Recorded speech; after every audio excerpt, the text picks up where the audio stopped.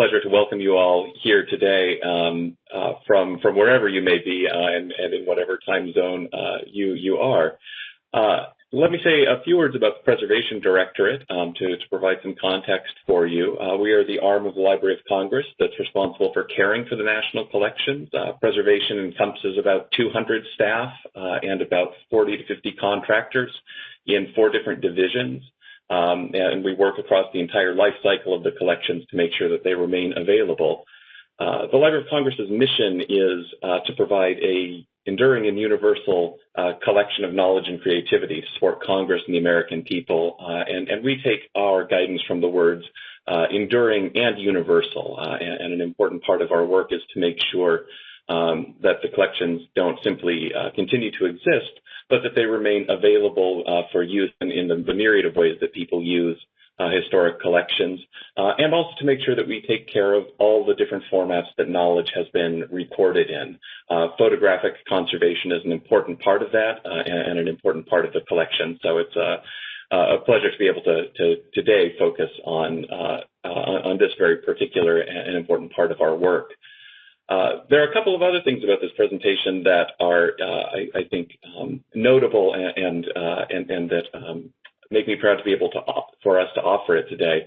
One is that it highlights our relationship with the architects of the Capitol. We have a close working partnership in maintaining the library's storage facilities, the sites where we hold our exhibitions and host our researchers. And of course, this week we are, I hope you will all join me in thinking of the architect of the Capitol, who is doing diligent work to recover from the damage done to our Capitol building on January 6th. This presentation also allows us to shine a little light on a fellow government staffer and to bring you some images of the Capitol building taken during another time of upheaval in this country, and has something that's taken on, I think, added historical resonance and become very contemporary. Finally, and in some ways the animating purpose of this from where I sit is that this is a wonderful opportunity for us to show you how the research that's required to plan and understand the care of our collections leads to evidence that informs our scholarship and our historical understanding of the collections. Adrienne Lundgren is one of our standouts in this regard. She is a conservator in the Conservation Division, in the Photographic Conservation section, and a past Kluge Fellow at the Library of Congress, one of our highest honors for recognizing and supporting staff scholarship. She has done exceptional work to illuminate our understandings of the library's historic photo collections and our understanding of the uses of photography as a medium. So with that, I will entrust you to her capable hands, and I'm excited to turn this over to her. Thank you, Adrienne, and I hope everyone has an enjoyable and informative time with this talk. I'm so pleased to be here today to talk to you about the photographs of John Wood, who was employed at the United States Capitol from 1856 to 1864. And I've been working on Mr. Wood for almost 4 years now. And I've been both shocked and excited to learn that he remains at the margins of photographic history. I'm shocked because I think you'll see throughout this talk that he's really worth our attention. But I'm excited because it just says to me that there's so much more to discover about these early practitioners of photography. John Wood was born in England in 1806 and immigrated to the United States in 1836, which was 3 years before the announcement of photography. His training and his previous profession as a portrait miniature artist is apparent in both his photographic eye, as well as some rare examples of his photographic negatives that are heavily retouched, and we'll take a look at those later. It was a long road from his time in England to his position at the Capitol, but he spent his early years in America in the Iowa territories and moved to D.C. sometime in 1854. We don't have a lot of time to go into his biography today, but it will suffice to say that he was well established as a photographer before his federal employment.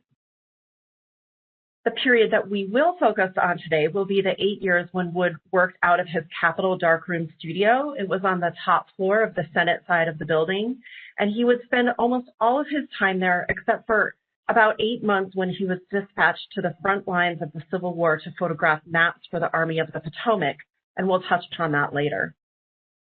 While in Washington, Wood photographed a wide variety of projects, both in and around the city, but in this talk, we'll focus primarily on images that he took of or pertaining to the Capitol building, pictures of its construction, its sculptures, and of 2 presidential inaugurations. And then we'll briefly look at his time during the Civil War. I want to commence by stating that through examining Wood's work, what I see is the embodiment of Ralph Waldo Emerson's ideas of America. And Emerson stated that, quote, "From Washington through all its cities, states, and territories, the United States is a country of beginnings, of projects, of designs, and expectations." While it's hard not to see some of this reflected just in such overtly American subject matter, such as the iconic dome or the seat of government, I think that you'll see that Wood goes beyond the pure documentation to target how the Capitol's construction reflected a growing nation and its citizens as creative, innovative, and industrious, and all working together using science and art to build a Capitol on par with European equivalents. Operating outside of a standard gallery or professional studio and marketplace, his work takes a unique slant. It was not designed for publication or resale, but instead for a limited and focused distribution, a packaged message as envisioned by his employer. We'll talk about that in a minute. But I hope this becomes apparent through the images shared throughout the course of this lecture. It should be said that Wood was not the first to photograph the Capitol. That honor goes to the studio of John Plumb Jr., who was located at 256.5 Pennsylvania Avenue, and their studio displayed their early images of Washington, D.C. to the public in 1846, which allows us to precisely date this image. The Langenheim brothers of Philadelphia also took images of the building, as seen here in this early stereo photograph, and their images were the first of the subject using paper photography, but were on a small scale, usually in stereo format, as you see here, or measuring about 3 to 4 inches. And the Langenheims, incidentally, were able to secure a small studio space inside the Capitol in the early 1850s, but very few images remain from this period. It's only with the mid-1850s that we start to see a large number of images of the Capitol and government building projects in Washington, D.C., and this is a direct result of Wood's employment as part of the Chief Engineer's Office for the Capitol Extension and Dome in May of 1856. And this position would distinguish him as our first federal government photographer. The position offered sustained employment as well as a permanent studio space in the Capitol, which I said, but it also provided him with privilege and behind-the-scenes access to Washington's influencers, conversations with his employer, as well as witnessing those between the many visitors that toured his studio, provided Wood with a more politically and legacy-minded perspective on the grand projects that he'd photograph around him. And as many of us know, especially the past 2 weeks, that if you work in DC, you can't escape politics, and it was the same for Wood. He was really in the thick of things. Operating outside of a gallery or commercial setting, his work is atypical for the time period. The specifics of his assignments required multiplicity, so many copies to be made, and that demanded that he utilize paper photography in an age when the dominant American process was the daguerreotype. His primary subject matter was architecture, when most 19th century American practitioners were utilizing the daguerreotype, and access to the best lenses and camera on the market and a high level of skill allowed him to push paper photography to its limits, photographing on a mammoth scale for the time, utilizing 15 by 18 inch plates as seen in the previous image. And he also photographed visually on 10 by 12 inch plates, and then the stereo format starting in 1859, an example of which you see here. And all of these factors culminate in incredible photographs, which I believe uniquely capture the essence of the building of the nation's Capitol complex. So John Wood's story at the Capitol begins in 1856 with this man. His name is Montgomery Meigs, and he was the chief engineer of the Capitol Extension and Dome. And Meigs had long been interested in the photographic medium. He sat for a portrait in 1840 in one of the nation's first photographic studios run by Robert Cornelius. And in 1855, he discussed Whipple's albumen glass plates with his scientifically minded friends. So that same year, records indicate that Meigs started to look seriously at photography as a means of streamlining his work at the Capitol. Meigs was really focused on efficiency. He had a lot on his plate. He wrote in Pitman shorthand. He did all these things to make things faster. And Meigs saw the potential of photography to help him in the preservation and distribution of the hundreds of technical drawings associated with his various construction projects. Meigs wrote to Secretary of War Jefferson Davis in 1855, quote, asking for the approval of my purchase of the necessary instruments and materials for the use of the photographic process for reducing the drawings of the Capitol extension. And initially, Meigs thought one of his engineers would be able to take on the role of photographer, but I think he quickly realized that to do this repeatedly and with a high level of skill, he needed to employ one instead. And so probably having mentioned this to his close friend Titian Ramsey Peale, who was a naturalist, but also, more importantly, the photographic patent reviewer at the U.S. Patent Office, Peale writes him with an idea and says, quote, I have the pleasure of introducing Mr. John Wood, who is about to produce photographic views of the public buildings. You may do him some favor, and he may be of service to you by giving information relating to the art. So the next day, Meigs records in his personal journals that he has employed John Wood and would remain there for the next 8 years. Wood's initial assignment was to photograph architectural drawings like this one, often making reductions of them. So in this example, you see a drawing of 2.5 feet, and here it's reduced down to 15 inches across the bottom. And the drawing is attached, as you can see in the photograph, to an easel. And then we see the floorboards. I'm actually going to get my laser pointer here. You can see the floorboards of his studio and these little wedges that he puts in.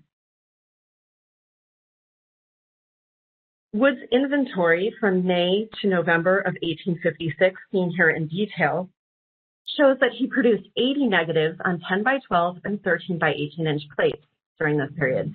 And most of these early entries are for architectural drawings, but there's the occasional departure where he's taking a couple of photographic views of the building and the city. And also, he has a line in this inventory for the Statue of Freedom, which we'll discuss in a minute, and an entry called Perspective Capitol, which is what we're going to look at next.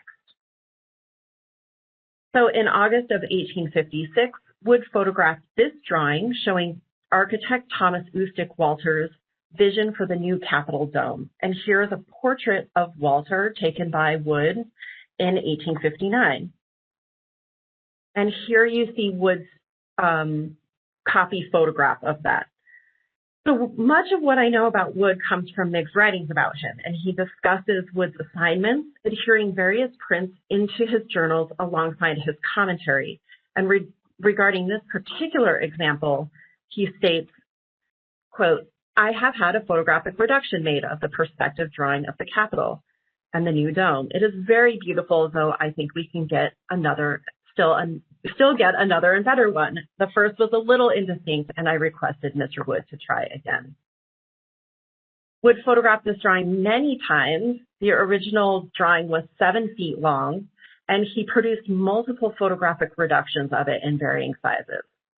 And so here you see in this album 2 different sizes adhered in the album, one over the other, so you can see the change in scale. And this had to do with how close or far away the camera was from the original drawing. That allowed him to alter the scale of it.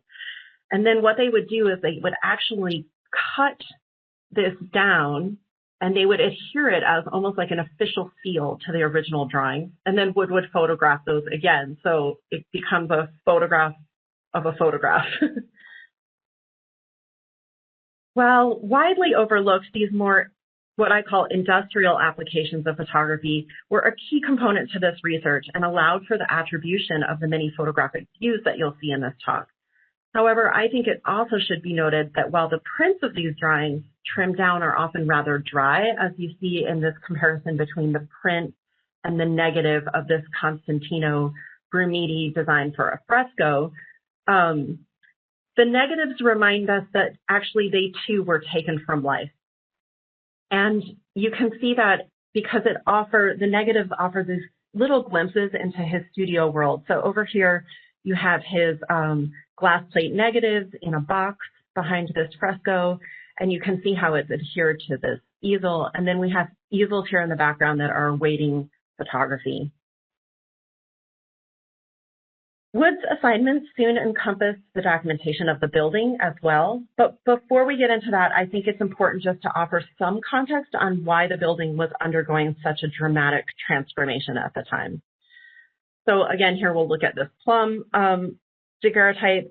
The project reflected the nation's growth. So we were expanding into the Western territories, and the formation of all these new states from those territories led to a requisite increase in representation. And so simply put, the building needed to be expanded to accommodate the growing Congress. And so in this view by Plum, you can see the building as it stood in 1846 before the construction project had begun, and it's still topped at that time with its bullfinch dome. Once the construction of the new chambers started to happen, which would extend the building out this way for the House and this way for the Senate, it became clear to everyone that the old dome would be out of proportion with the rest of the building. And so Thomas Ustick Walter, the architect whose portrait we saw earlier, envisioned a new design constructed out of cast iron. And he had used this technique to build the Library of Congress after its fire in 1851. And so he thought to employ it again. Wood's boss, Miggs, contributed somewhat to the dome's design, but more substantially in solving the logistical issues for its construction. So Wood takes his first images of the building in December of 1856, and in them the old dome is removed and the central crane devised by Miggs is in place. And this crane rose up from the floor of the rotunda and then out of the top of the building. So you see that here. And its ingenious design allowed for the safe deconstruction of the bullfinch dome, and then the lifting of the new dome's prefabricated cast iron components into place. I think that Wood's images, the early images, lack the graphic composition and domineering sense of scale of his later images, I think, as you'll observe, but already he's working on this larger 15 by 18 inch plate. The camera for these images was custom made by the photographic supply firm of Edward Anthony. And according to Anthony, it was the largest camera that they had ever produced and was constructed by the well-known camera and lens maker, C.C. Harrison. Wood's images relayed the ongoing progress of the dome from various preferred perspectives. And this wonderful view looks down Pennsylvania Avenue, which is, if you don't know DC, basically the main thoroughfare from the Capitol all the way to the White House. He captures all the activity occurring on this key route, and almost all of DC's photographic studios would be on Pennsylvania Avenue, as well as many of its hotels and newspaper headquarters. It was full of activity and trade. Soon after this image was taken, the famed Matthew Brady Gallery would open up just a few blocks down, but already there were several established commercial photography studios, like the Plum Studio that we saw the images from earlier, and also Washington's second female photographer, A.C. Redmond, had already established a location just a few blocks away from where he's standing. So there's tons of stuff going on this street. This view would appear 3 years later in Frank Leslie's Illustrated News. So you see that here, showing Buchanan and Lincoln's trip from the Willard Hotel to the Capitol for Lincoln's 1861 inauguration ceremony. But as was typical, they do not credit Wood as the maker of the source photograph. And several of Wood's photographs appear in these illustrated magazines over the years, but they're almost never attributed to him. And I think it's probably because of his government employment. He didn't demand this type of recognition that commercial photographers did. But the connection to the photograph is very clear. While the artist has changed the state of the dome to match its condition in 1861, the sign for the Great Book Sale is in the same location, which I think you can see here. And this carriage that was once on the side of the street has now been moved to the center and actually repurposed for presidential transport here. And here is another later view of the dome from Pennsylvania Avenue. And this time Wood is focusing less on the street, but instead on the grand construction that he's observing at the end. And I like to think of Wood as the Library of Congress's first photographer as well. Records indicate that he photographed the interior of the library, though I haven't found any of those prints to exist still. But here you see the exterior of where the library was located, which is just inside this colonnade portico. Another one of Wood's preferred perspectives is this one, highlighting the western facade. And this image shows the beginning of the Botanic Gardens, which is here, and this city canal, which is now removed. A lot of people didn't know that there was a canal that ran right through Washington, almost up to the grounds of the Capitol, and then it takes a kind of turn over here.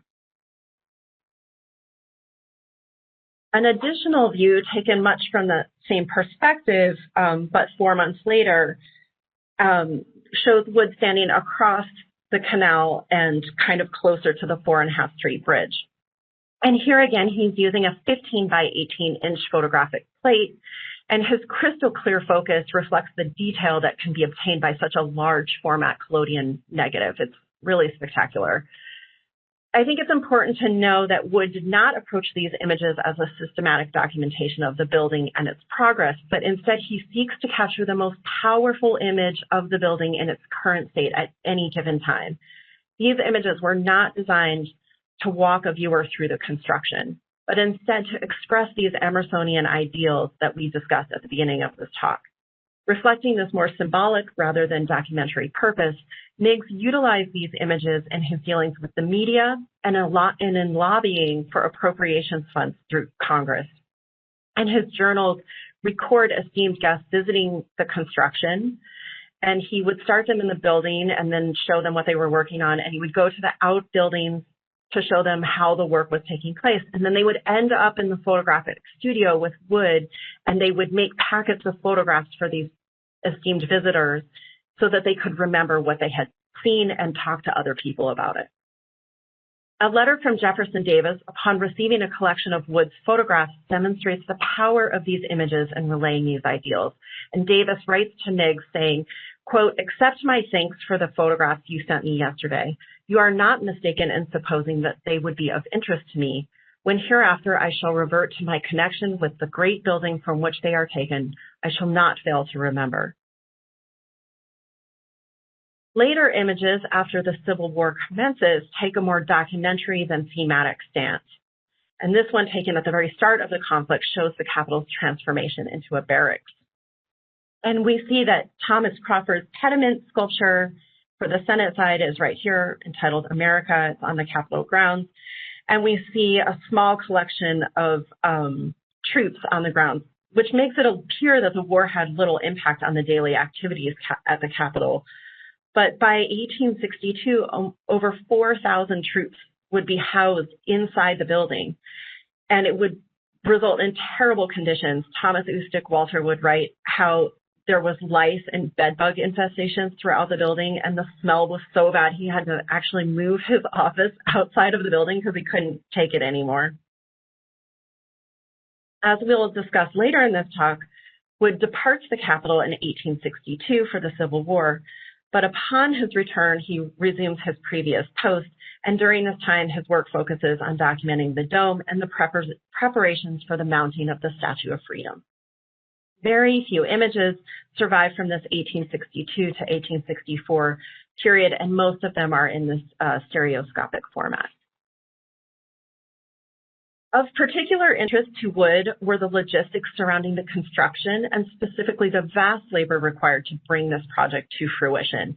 And he takes many photographs of the temporary structures surrounding the Capitol. They often feature workmen or the machines that represent their respective labors. And this one is of the marble shop and was taken on February 27, 1857. And just inside this door here is a giant lathe. And so that's what this is that you see just inside the door. And this lathe was used to cut the Capitol columns into a tapered shape. Wood does a significant number of prints dedicated to the monolithic column, and these columns, a subject of pride to Montgomery Miggs, later became a symbol for the Union of States. So each was cut from a single block, and 100 of these columns would be set into place as part of the new extension. And Wood's images reflect the labor involved in creating and lifting these 14-ton blocks of stone from their transportation that you see here, the cutting in the lathe, to the hand fluting that took place on the Capitol grounds. The laborers, rarely identifiable individually, en masse represent the force of American will and skill. And art historian Makita Best describes one of Wood's later landscapes from the Civil War as a portrait, like an occupational portrait, basically, stating that through the capturing of objects of their trade, Wood offered, quote, a more complex picture of the contribution that these workers make, end quote. And while Best was referring to Army laborers, I think that the recognition of labor and its importance clearly plays out in his early work as well. Within the theme of skill and labor, Wood also provides extensive documentation of key artistic commissions that would adorn the interior and the facade of the building. And Montgomery Meigs was under intense scrutiny regarding these artistic embellishments, and as could be expected, there was pressure to employ the best, but preferably American sculptors and artisans. Thomas Crawford, a young American sculptor living in Rome, was awarded several key commissions, most notably the Senate pediment, as well as the Statue of Freedom, a model of which you see here. And so they're assembling the plaster cast of the statue in the rotunda, and you can see the workmen. Crawford had his preliminary design for the Statue of Freedom photographed in Rome by his Cafe Greco associate, Robert McPherson. And in 1855, he sent this image to Meigs for review, who then in turn showed it to Jefferson Davis. Davis objected strenuously to the design due to Crawford's depiction of freedom with a Phrygian cap, and that's this hat that you see on her head right here.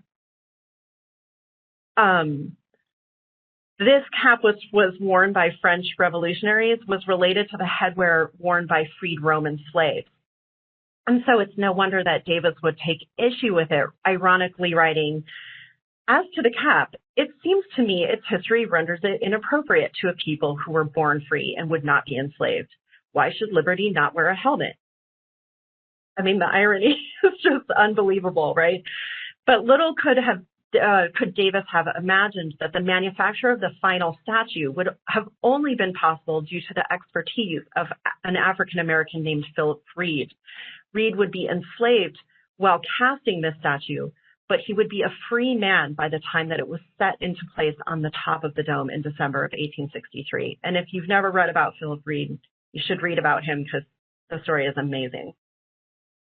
But the early exchange of images between Meigs and Crawford may have motivated the former to investigate photography's potential, how easily and cheaply information was relayed using this new technology. And so in 1856, Wood photographed Crawford's final design model, which is shown here. And you can see that the cap was in fact altered as per Davis's suggestions. And Wood surely referenced McPherson's images, as the perspective he takes is nearly identical. American sculptor William Reinhardt was also awarded several major commissions at the Capitol. And one such project was to design the two figures for the House of Representatives clock, a Native American figure and a frontiersman holding a rifle. And the design is shown here in this photo montage, where Wood's photographs are cut out and combined with a scaled copy of the drawing reflecting this overall concept. In September of 1857, Wood made several photographs of each of the clock figures from various angles. And 1 month later, he would show these images to the editor of the Photographic and Fine Art Journal in New York. They would remark upon his visit in the journal, writing, quote, excellent photographs of statuary can be taken by almost any photographer, but to give them the exquisite grace and the natural pose requires the artist's skill. These pictures possess these qualities to a greater degree than any photographs we have yet seen. Originally, the photographs looked odd and unresolved. So the plaster models, as you can see over here, they had their elbows kind of floating in midair because they were missing the clock, obviously. And Wood must have really disliked the fact that they looked like this. And so what he did was he addressed the composition by hand painting stones for each view, as you can see in the center image. And this retouching, which is more visible in the negative that you can see over here, hints at his artistic training as a portrait miniature artist. Each image becomes a stunning combination of both photography and painting.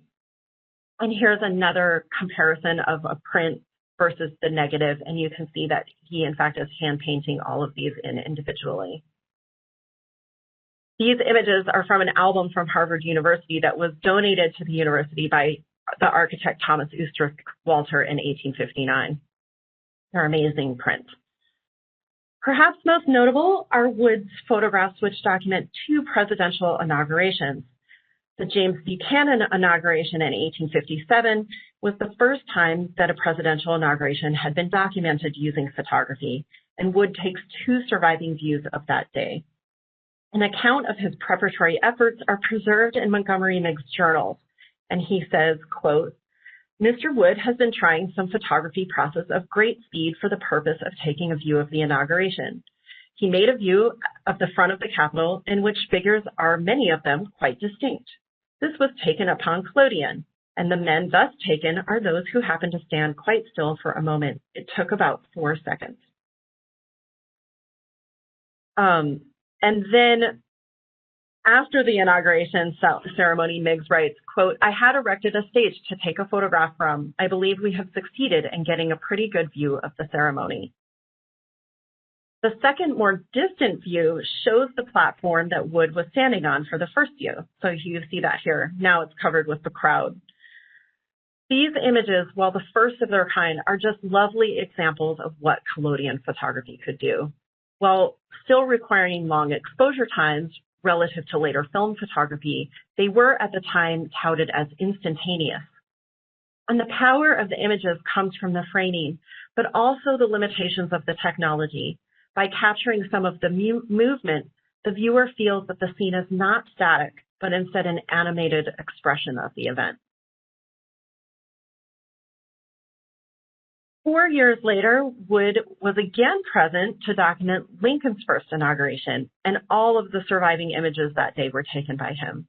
He shot them in two formats, 15 by 18-inch plates, as well as smaller stereo views. And standing once again on an elevated platform, 4 of the stereo views show the crowds as they assemble and the stage filling in. And so I'm going to show these in sequence. You can tell the timing of the images, how I sequence them, by observing the shadow as it moves across this front portico here.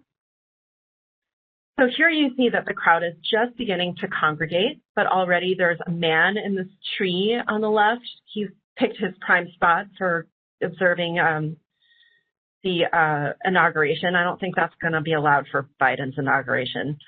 And then this was the only stereo view that I found in full. The other ones are only preserved in a half frame. But here's the second one, and you can see that the shadow is starting to move about the stage right here, and that the crowd is beginning to fill in. And here the crowd has filled in much more substantially, and the men in the trees are more visible. So there's a guy here and a guy here, and the stage is starting to fill in with invited guests. And then in the final view, the crowd is shoulder to shoulder, and Wood is capturing the scene as Lincoln is giving his inaugural address. The scene was described in the newspapers, quote, "The avenue," and it's amazing because it seriously matches this photograph perfectly. They say, "The avenue in front of the portico was thronged with people, the crowd extending to a great distance on either side and reaching far into the Capitol grounds.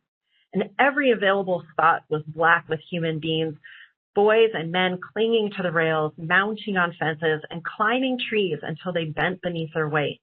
One crazy individual climbed a tree, and getting out on one of those limbs began to deliver an inaugural after his own fashion. And while at the height of his glory, the branch broke and the soaring individual came tumbling to the ground amid the roars of bystanders. But interestingly, in the paper, they also note the photographers present, observing at least 3. They say, photographers were on the ground to take impressions of the scene. A small camera was directly in front of Mr. Lincoln, another at a distance of 100 yards, and a third of huge dimensions on his right, raised on a platform built especially for the purpose. So Wood on his platform with his large camera is immortalized. Often attributed to Alexander Gardner, we can now say definitively that this print was taken by John Wood. While reproduced without credit in the Illustrated London News, another woodcut engraving published in the Times Weekly Illustrated of London clearly credits him. And here you see that woodcut engraving. At the bottom of this woodcut engraving, the text reads, quote, "The inauguration of the Honorable Abraham Lincoln from a photograph by Mr. J. Wood."